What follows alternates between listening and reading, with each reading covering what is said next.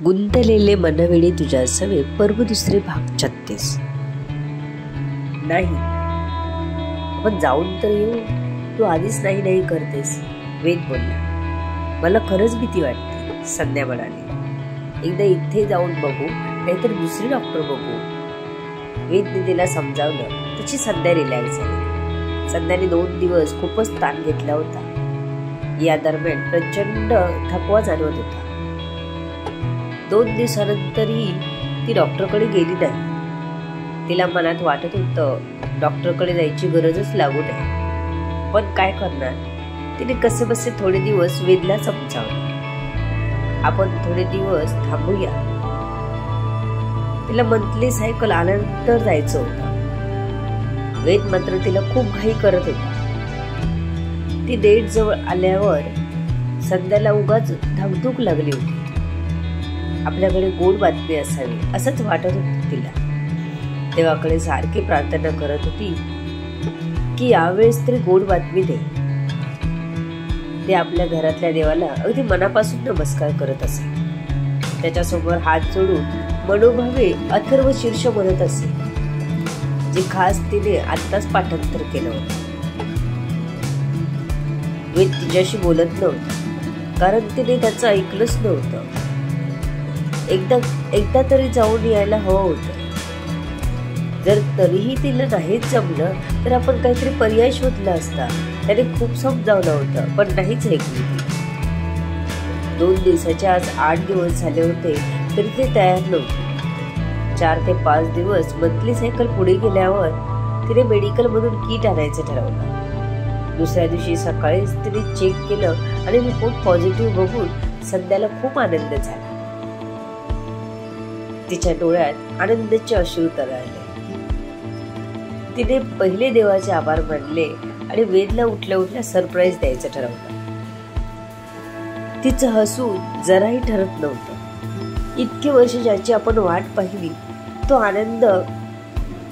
आनंदाचा क्षण देवाने तिच्या पदरात टाकला होता. खरंच ही भावना मनाला स्पर्शून गेली होती. आपण आई होणार. तिचं मन आनंदाने थुई नाचू लागलं. मनातच कल्पना करू लागलं. तिला वेदला आनंदी झालं बघायचं होतं. ती फ्रेश झाली आणि वेद कधी उठतो ह्याची वाट पाहत होती. मन अधीर झालेलं. आई होणार हे सत्य तिच्या तनावराला आनंदाच्या कारंज्या उडवत होतं. क्षणाक्षराला तिथे किट बघून खुश होत होती. तिला नाचायला, उड्या मारायला आणि सर्वांना सांगायला मन करत होतं की मी आई होणार. ती वेदची वाट बघत बसलेली. इतक्यात तिचा फोन वाजला. त्या रिंगणे वेदला जाग आली. तिला असं सकाळीच आपल्या उशाशी बसलेलं बघून त्याने घड्याळात बघितलं तर आत्ताशी 7 वाजले होते. त्याने पुन्हा संध्याकडे बघितलं तर ती खरंच आंघोळ वगैरे करून तयार होऊन बसली होती. फोनवर बोलतानाही तिचं लक्ष वेदकडे होता. तिचा चेहरा आज वेगळाच दिसत होता, खुल्ला होता. आनंद अगदी तिच्या चेहऱ्यावर ओसंडून वाहत होता. वेदला कारण काही कळालं नाही, पण तो फ्रेश व्हायला निघून गेला. संध्या आईशी बोलली तोपर्यंत वेद बाहेर आला फ्रेश होऊन. संध्याने लगेच आपल्या आईला कामाला जायचं आहे सांगून फोन ठेवला. किट लपून ठेवलेला हात तिने अजून घट्ट केला आणि एक एक पाऊल त्याच्याकडे चालू लागला. तिला असं चालत येताना बघून वेदला छान वाटलं. तो लगेच होऊन पुढे तिला आपल्या जवळ घेत बेडवर बसला. तिला आपल्या मांडीवर बसवलं. तो अगदी ओसंडून वाहणारा आनंद बघून वेदला जाणीव झाली की तिला काहीतरी सांगायचं आहे आणि ती आनंदी आहे. पण त्याला भीती, हा आनंद माहेर जाण्यासाठी नसावा एवढीच तो मनोमन प्रार्थना करत होता. बोल, काय बोलायचं आहे? तो तिला हळूवार कुरवाळत म्हणाला. तिच्या खांद्यावर आपली मान ठेवत तिच्या उत्तराची वाट पाहत होता. त्याला तिच्यात नवीन ऊर्जा जाणवत होती. रात्री टेन्शन मध्ये असणारी संध्या अचानक त्याला सकाळीच खुश दिसते. असं काय झालं एका रात्री? तिने आपल्या हाताची मूठ अलगद सोडली आणि हात पुढे करून त्याला दाखवले. वेद तिच्या हाताकडे बघत राहिला आणि त्याने ती कीट हातात घेतली. काय आहे त्याने न समजून विचारलं. ती त्याच्याकडे खूप अपेक्षेने बघत होती. ते पिक्चर मध्ये दाखवतात तसं गुड न्यूज कळल्यावर नवरा उचलून गिरकी मारतो, खुश होतो, असं काहीच वेद करेल अशी वेडी अपेक्षा असलेली ती लाजून त्याला बघत होती आणि तो काय आहे हे विचारत होता. कसं माहित असणार त्याला? ठीक आहे, आपल्यालाच समजावं लागणार. तिने मनात विचार करत त्याला सांगायला सुरुवात केली. हे घरच्या घरी प्रेग्नन्सी चेक करायचं किट आहे. त्यावर पॉझिटिव्ह रिपोर्ट आला आहे. म्हणजे तुम्ही बाबा होणार आणि मी आई. ओ गॉड! संध्याला त्याला समजावं म्हणून एवढं सगळं एक्सप्लेनेशन करावं लागत होतं. काय? वेद जवळजवळ उडालाच. काय म्हणाली? मी बाबा होणार? रिअली? त्याने पुन्हा वाकून तिला विचार. त्याने तिला पकडत खरंच छातीशी कवटाळलं. संध्या, संध्या, आय एम रिअली हॅपी. त्याने तिच्या गालावर आपले ओठ टेकवले. त्याला काय करू आणि काय नको असं झालं होतं. त्याने तिला उभं केले आणि घेऊन गोल गोल फिरला.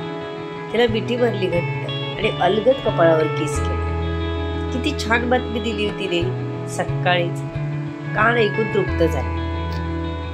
त्याला एवढं खुश बघून तीही खुश झाली. आता घरी लगेच सांगणार नव्हते. डॉक्टर काय सांगतील त्यावर अवलंबून होतं. आता संध्या डॉक्टरकडे जायला तयार झाली होती. आजच संध्याकाळी आपण डॉक्टरकडे जाऊ, तिने वेदला सांगितलं. वेदने लगेच खुशी खुशी मान हलवली. आज संध्या कामाला जातानाच आठवणीने फाईल घेऊन गेली होती.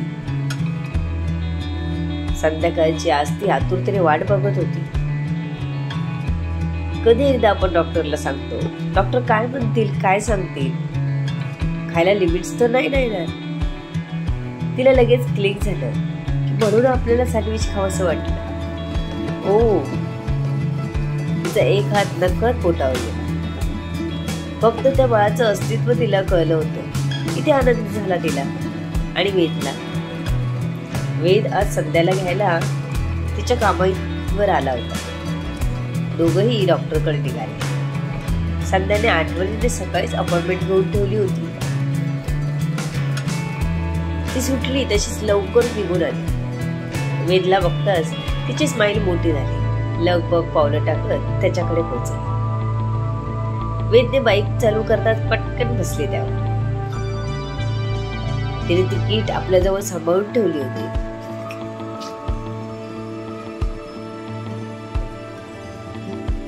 डॉक्टरकडे जाताच ती बाकावर बसली. पण आज वेळ जात नव्हता. 10 मिनिटांचा वेळही तिला तासासारखा भासत होता. कधी येणार आपला नंबर? अस्वस्थपणे वाट बघू लागली ती. नर्सने प्रोसिजर केली. तिला आतल्या बाजूला बसायला सांगितलं. अजून 10 मिनिटातच त्यांचा नंबर आला. तिने आपल्या हातात फाईल नीट घेतली, किट घेतलं आणि आनंदात आत डॉक्टरच्या केबिन मध्ये प्रवेश केला.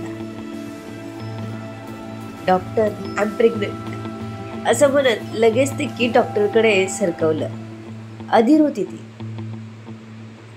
डॉक्टरांनी शांतपणे बसायला सांगितलं. मग फाईल घेतली आणि तिला काही प्रश्न विचारले आणि मग औषध आणि टेस्ट करून पुढच्या आठवड्यात यायला सांगितलं. जास्त सगळ्यांना सांगत राहू नका. 3 महिने तुम्ही यांच्यापासून लांब राहा. अर्ली स्टेज आहे. ॲबॉर्शन होऊ शकतं. चालताना काळजी घ्या. पटकन कुठेही वरती चढू नका. धावू नका. जड काही उचलू नका. बादली उचलू नका. गोळ्या लिहून दिल्या आहे त्या वेळेवर घ्या. डॉक्टर एकामागून एक सूचना देत होते. एकदा वेदकडे तर एकदा संध्याकडे बघून बोलत होते. पुन्हा सोनोग्राफी दिलेली डॉक्टरने. आता तिला तेवढी भीती वाटत नव्हती. पण तिला बाळाबद्दल जाणून घ्यायची उत्सुकता लागली होती. ती आज हसत हसत बाहेर पडली होती हॉस्पिटलमधून. गोळ्या औषधं घेऊन ते घरी पोचले. उतरल्यावर ती धावत गेली तसं वेद मागून ओरडला, संध्या धावू नको, तुला डॉक्टरने काय सांगितलं ते विसरलीस का? त्याच्यातला बाप त्याच्याही नकळत जागा झाला होता. तिने घरात येताच साधनाला मिठी मारली. बहिणी, गोड बातमी आहे, तिने लाजच सांगितलं. साधनाने तिला मिठी मारली, जवळ घेतलं. आई असत्या तर किती खुश झाल्या असत्या, तिच्या मनात विचार आला आणि ती वेदीच्या फोटोकडे वळली. वेदने वेदांगलाही सांगितलं, तेही खुश झाले. वातावरण एकदम बदलून गेलं होतं. साधनाने देवाजवळ साखर ठेवली आणि बोट म्हणून जाऊबाईची दृष्ट काढली. संध्याच्या तर डोळ्यात पाणी तरळलं. आई हसत्या तर आधी त्यांनीही हेच केलं असतं. साध्या तिच्या परीने संध्याला कसलीच कमी भासू देत नव्हती. आज तिला आराम करू दिला तिने. पाहूयात काय होते पुढे. वाचायला विसरू नका संध्या आणि वेदच्या आयुष्यातला हा आनंदाचा क्षण. लेखिका शब्दविधी उर्फ संतोषी राणे पाताळे. धन्यवाद.